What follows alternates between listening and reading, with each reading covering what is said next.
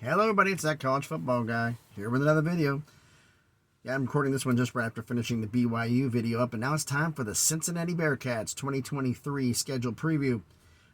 Just like BYU, they were not a member of the Big 12 last season, so normal my process for doing one of these schedule previews is compare the non-conference games from last season and this season, and then the conference games from both seasons and see which one's tougher.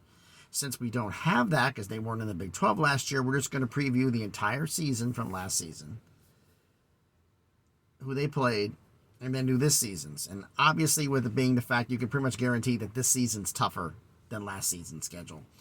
But we're going to preview those and let it down there. We can see the fact, do they have a chance at having the same record they had last season?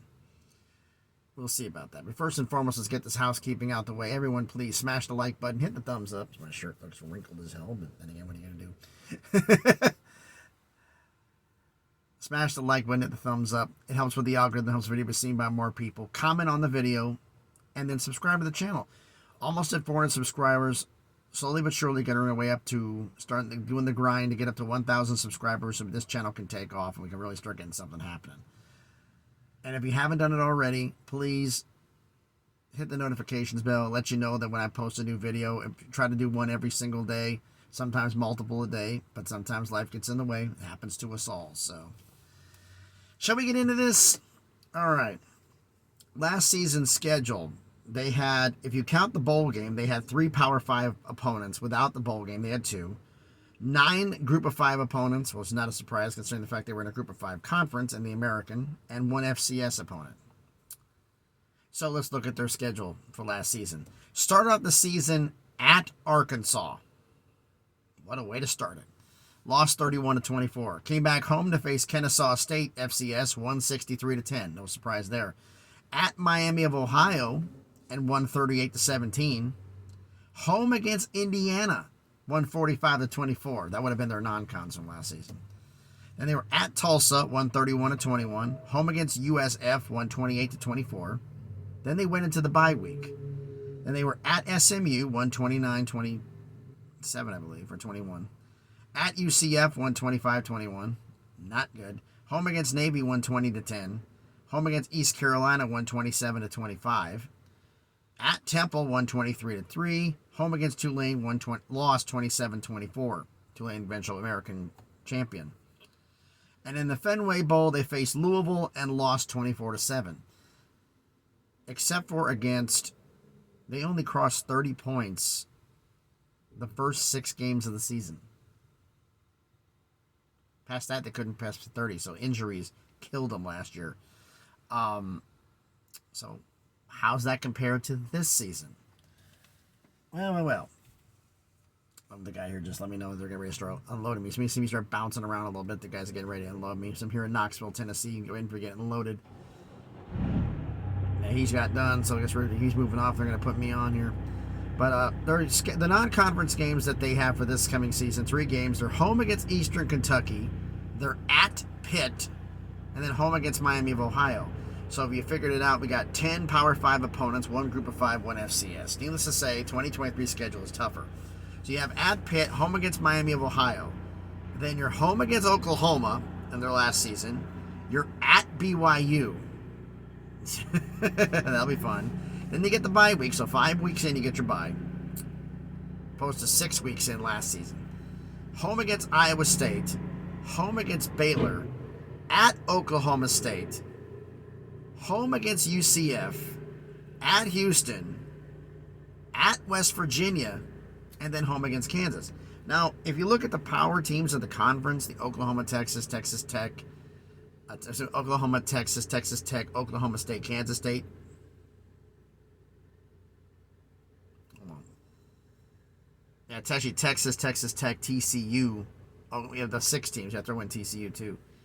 Of those 6 power teams, they only play 2. So they didn't exactly throw them to the wolves their first year here. But we will see how this goes. But I don't see them having an easy schedule here. I just don't. It's a lot different going on. You're at Oklahoma State.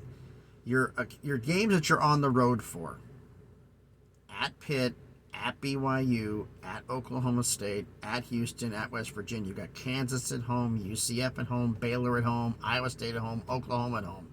They kind of took it a little bit easy on Cincinnati, didn't they? Kind of took a little bit easy on them. But, I mean, obviously this year's a tougher schedule for them. And do I think that slow myself down so we can talk here. In your mind, look through the schedule. Do they have, it's not a predictions video, this is just a schedule preview. Do they have a shot at winning? They lost the ball game, so they were 9-3 in the regular season. I don't see them being Oklahoma. I don't see them beating Oklahoma State.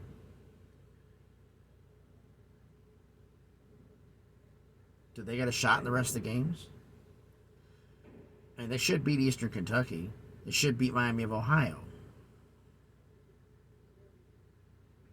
Yeah, lost to Arkansas on the road. Now you got them at home this year. Actually, you had them out on the road last year. You don't get to play them this year. The only common opponent, I mean, you have no real common opponent. The opponent you have is Miami of Ohio. But that really doesn't matter. So,